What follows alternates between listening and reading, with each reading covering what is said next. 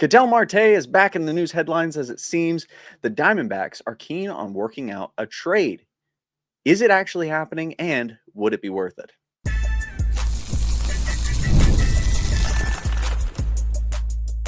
You are Locked On Diamondbacks, your daily Arizona Diamondbacks podcast, part of the Locked On Podcast Network, your team every day. What's up, and welcome to the Locked On Diamondbacks podcast, part of the Locked On Podcast Network, now the #1 sports podcast network. I'm your host, Dane Biggs. Today's episode is brought to you by Game Time. Download the Game Time app, create an account, and use code LOCKEDONMLB for $20 off your first purchase. We recently just found out that the Locked On Podcast Network, which this podcast is a part of, is now officially, by all metrics, the #1 sports podcast network out there, which is incredible. So that's obviously the Locked On Diamondbacks podcast isn't necessarily the biggest and grandest podcast of all of them on the network, but where I like to think that we're doing our part, we're helping out, and so that's very exciting, very cool. So thank you for making that happen. Anyway, today we have some very interesting things to talk about, and today's episode, as you may have noticed, is quite a bit late, and apologies for that. It was coming off of a sickness over the weekend and everything like that, and couldn't get to this this morning, but we are getting to it now. So we are definitely getting Monday's episode to you just a little bit late, but you may have 2 episodes to listen to if you're listening to this on Tuesday. But we have kind of big news to talk about, because this morning, which I probably wouldn't have reported on this morning because this broke later in the day, is apparently Ketel Marte may in fact be getting traded. We talked about this earlier and kind of debunked it, and we're like, yeah, well, no, that's actually not happening. It's probably not going to happen. But now everybody's talking about it again. So let's dig into why that is and what we would get in return for Marte. And then I wanted to talk about as well, because we're gonna kind of lead into this naturally, is I also wanted to talk about where we stand right now with starting pitching, and where we have been, where we are, and where we are hoping to be by the start of the 2026 season. Okay, so Ketel Marte, let's get into this, because this is pretty this is all over the place. Everybody's talking about this right now. Is USA Today's Bob Nightingale reported the Diamondbacks will ask for a lot in return, but they're definitely motivated in moving Ketel Marte with $71 million remaining through 2030. If they don't move him by mid-April, Marte will have 10-5 rights and a full no trade provision.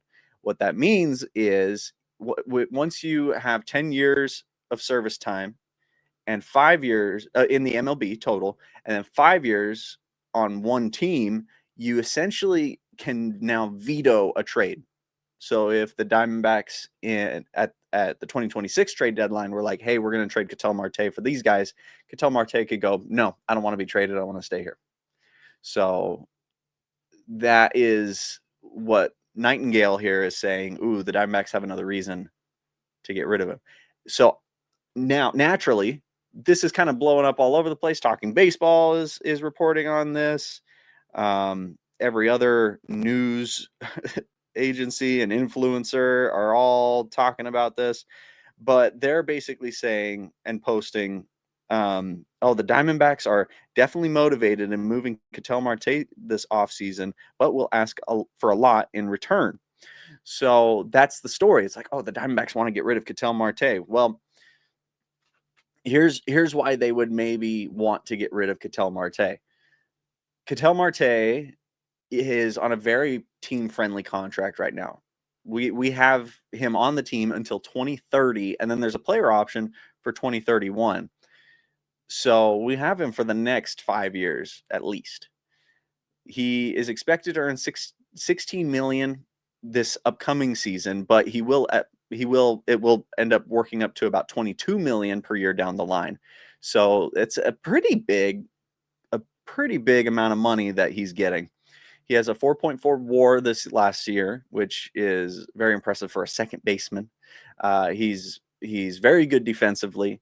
He's even better offensively, and three-time All-Star, back-to-back Silver Slugger. I mean, this guy's the full package, but on a team that's trying to lower their payroll, trading away Ketel Marte would free up a lot of money and would allow them to acquire a lot more people and keep that payroll at a lower level.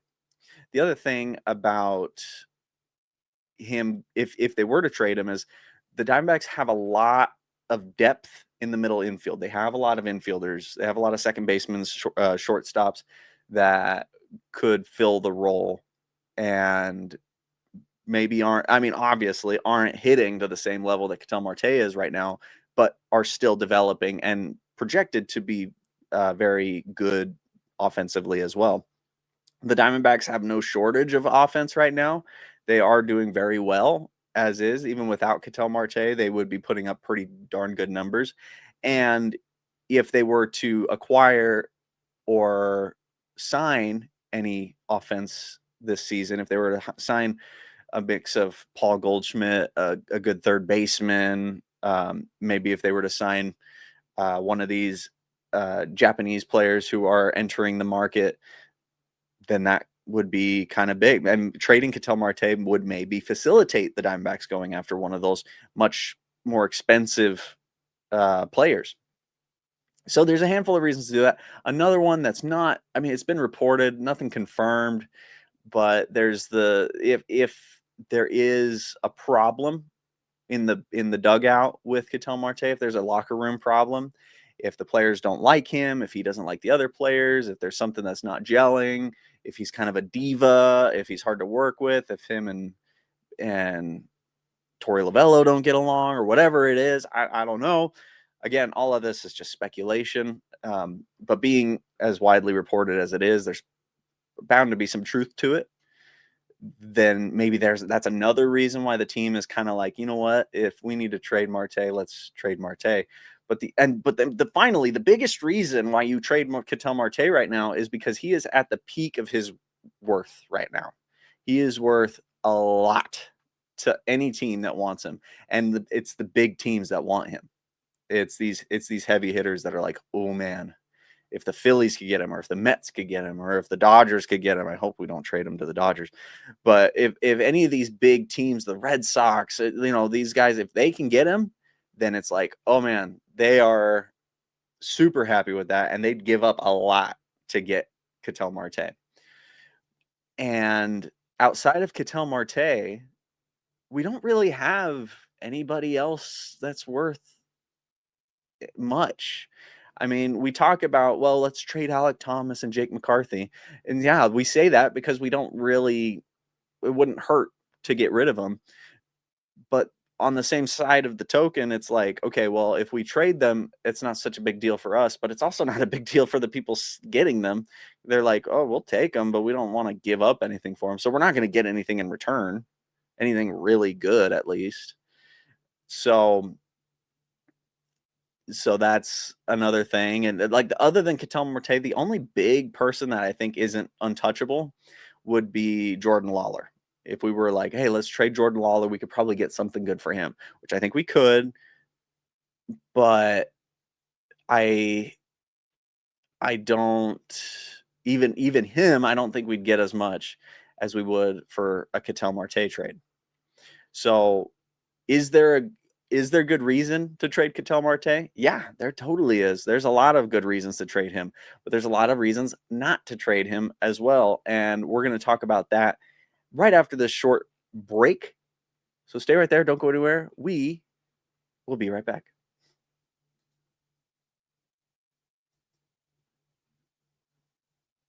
The NBA is back, and there's no better place to get in on the action than FanDuel, the official sports betting partner of the NBA.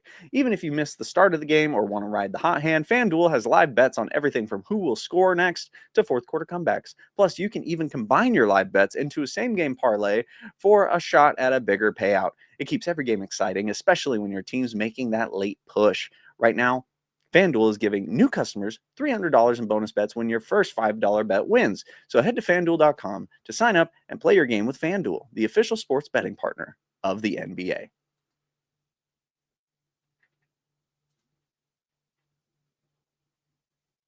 So why shouldn't we trade Ketel Marte?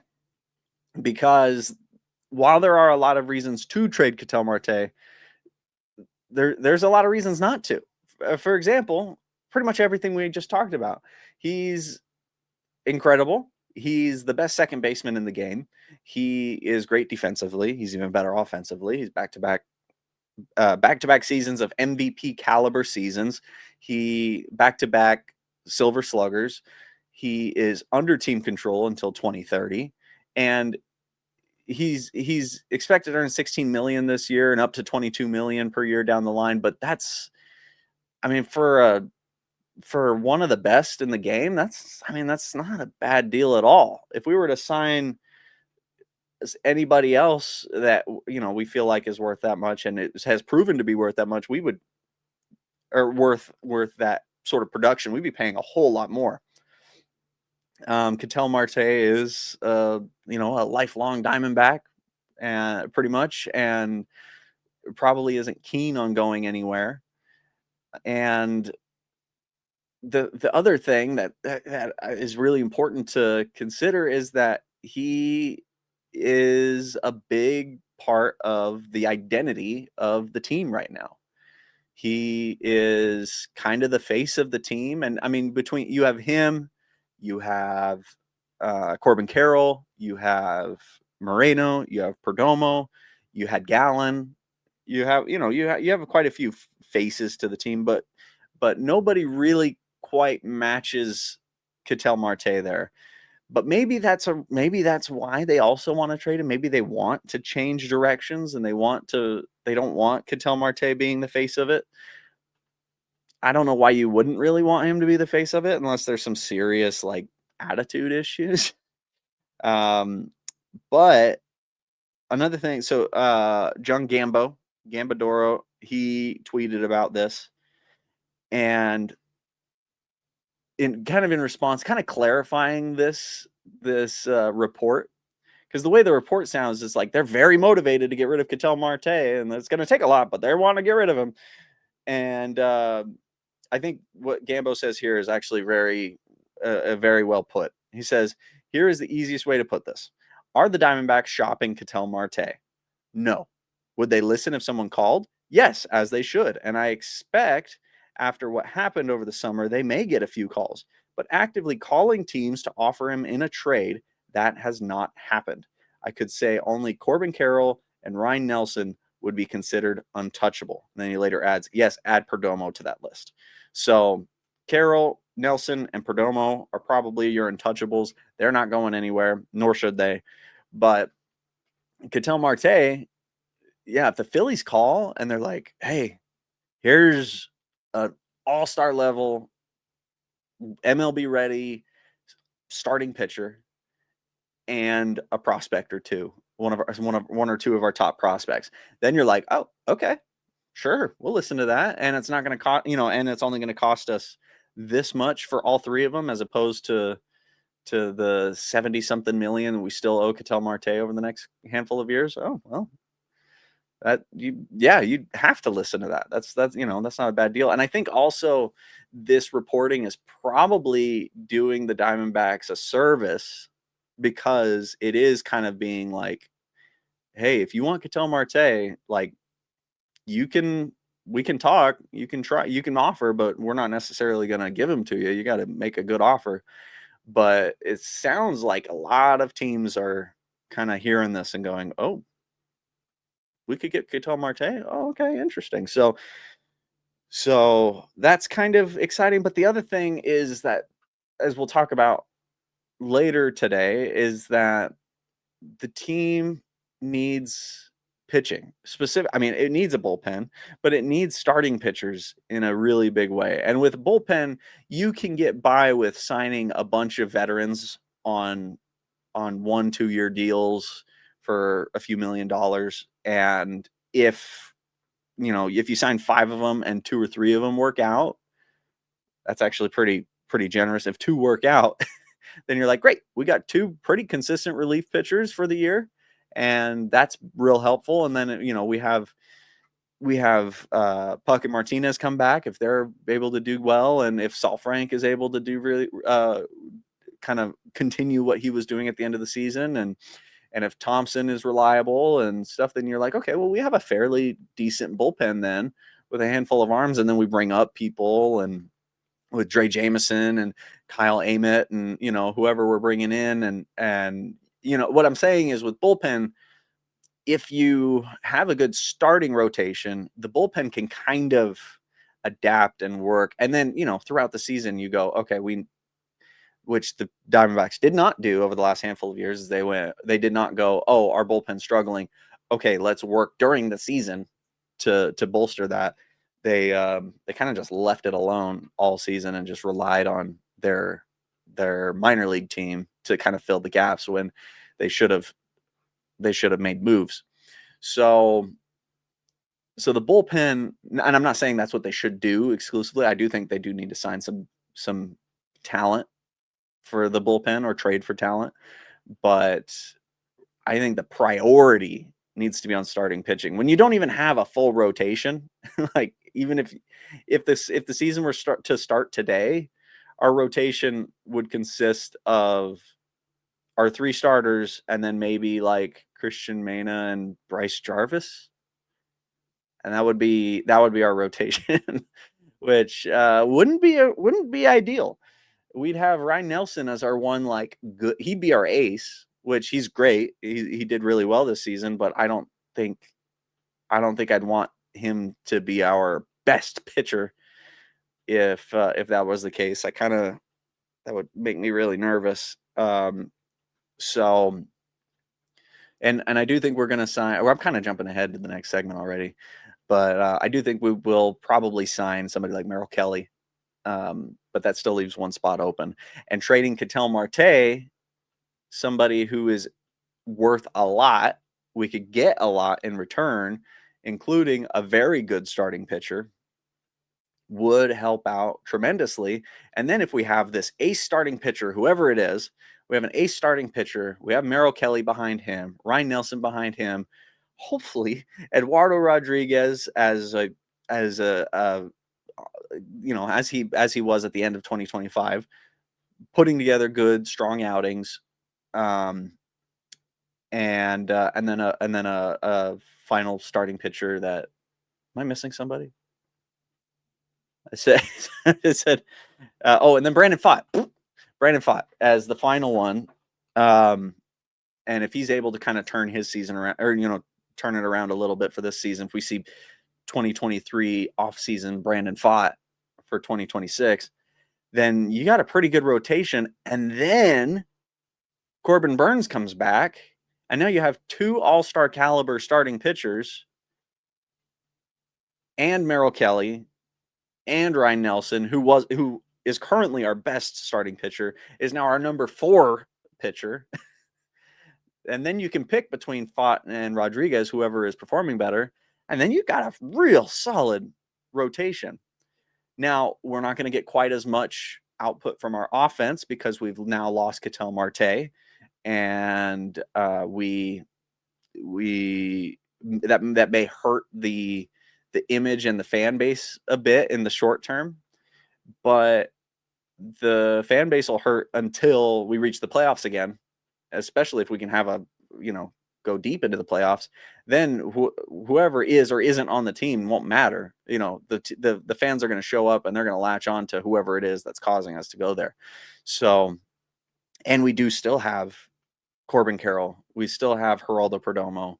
We still have Gabriel Moreno. We'll have Lourdes Gurriel Jr. again.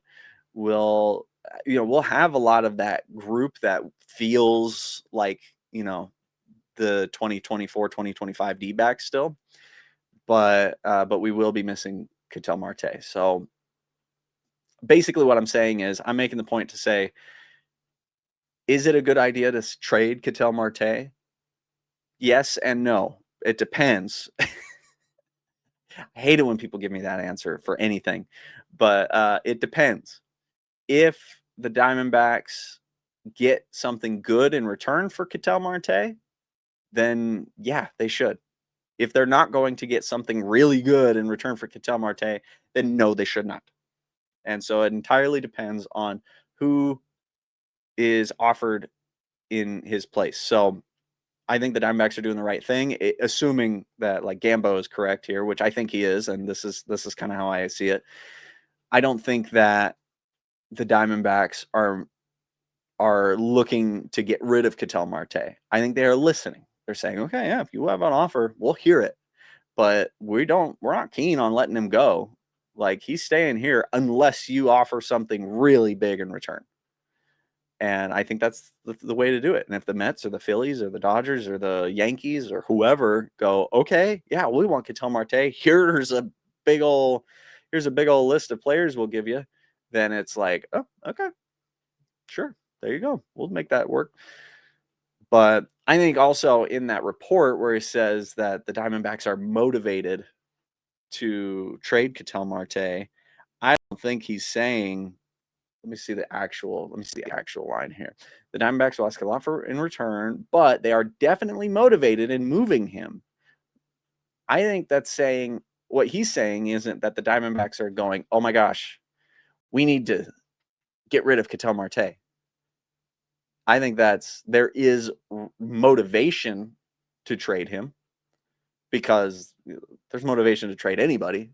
But it's like, oh, yeah, they'd have reason to trade him. I mean, he's got a lot of money left on his contract, and he's going to get the 10-5 rights, which I don't know how big of a – I guess I'm not super familiar with front office management of players and stuff, but I never saw the 10-5 rights as a huge deterrent to keep a player. Like arbitration, I can see that being a reason to get rid of a medium, a mid-tier player, but somebody like Ketel Marte, I don't see 10-5 rights being a huge deal. I could see that being additional motivation, air quotes, but I don't see that as, oh my gosh, they're actually going to do it. So I think this is being blown out of proportion. I think it's kind of similar to last time we talked about this, where everybody was like, oh my gosh, the Diamondbacks are getting rid of Ketel Marte. It's like, no, it was reported that they're listening to offers, but that it's going to be hard to get him from us. So I still think that that's going to be the case. And I wonder how many people are going to watch through to this part of the video and and hear this. So if you leave a comment and you did get to this part, and if you leave a comment telling me your thoughts, which please do, by the way, I love hearing your guys' thoughts on all this. I love talking baseball with other people, not just myself and a camera and a microphone. But if you get to this part, let me know that you got to this part, because a lot of times people will be like, there's no way you think they're going to trade him, you idiot. And I'm like, I literally said in the in the podcast that I did not think that was going to happen. I'm just reporting on stuff, okay? But also that's fun. It helps with the algorithm or whatever too, so it's fine. But let me know if you got to this point, because I'd be curious.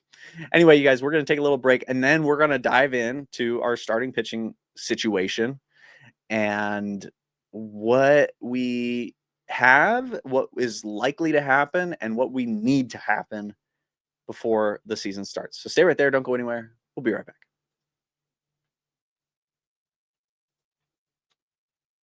The NFL season is back, and honestly, there's nothing better than getting to the stadium surrounded by fans cheering on your team. But let's be honest, getting tickets can be a hassle. Between queues, login screens, and prices jumping at checkout, it's frustrating.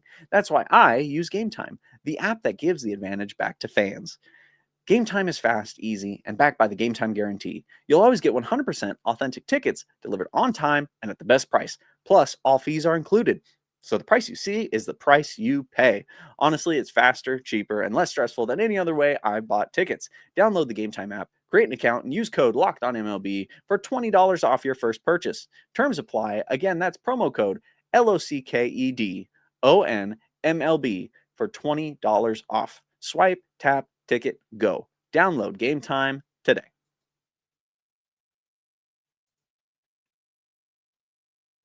As of the end of the 2025 season, we had as our pitching rotation, it was Gallen, Nelson, Rodriguez, Fott, and then we had Matt in there for a little bit.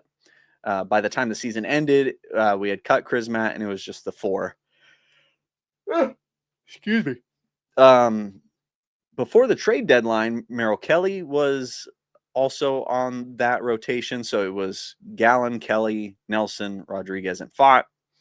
And before Burns got injured, he was on that list as well. And Nelson was in relief, which is ironic as he came back and he was our best pitcher, or he's currently our best pitcher. But Nelson on the year went 7 for 3 with a 3.39 ERA, which is very respectable. Rodriguez was 9-9 and put up a 5.02 ERA, and Fott 13-9 with a 5.25 ERA. So Fott and Rodriguez both put up ERAs north of 5 and did look better, admittedly did look better at the end of the season. And hopefully, I'm hopeful that means that the pitching staff and the pitchers started to gel a little bit better, figure each other out a little bit more. That's kind of what Gallen and Lovello alluded to. Well, I'm yawning a lot. I'm sorry. It's not even early in the morning like it usually is, so I don't know why I'm yawning. But they kind of alluded to like, oh, whole new pitching staff, new pitching coach.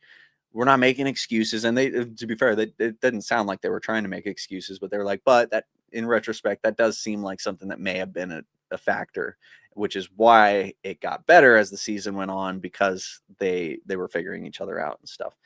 So I'm hopeful that that's the case, and that we go into the next season and everybody's firing on all cylinders, and they're all familiar with each other. They know each other and they know how to work together, and they're able to put their best foot forward.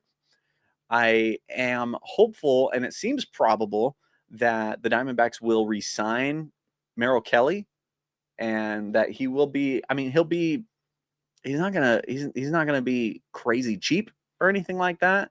And I had the numbers in front of me, but I don't know where they are now. So we'll have to talk about that more later. But he would probably, we could probably get him on a 1-2 year deal, and he wouldn't be too crazy expensive. So that would add a 4th starting pitcher to our rotation, but that means that we still need another starting pitcher, and we'll almost certainly have to trade for that starting pitcher, because we basically, if you think about it, we only have so much money, especially now that we know we're going to have a little bit of a reduced payroll.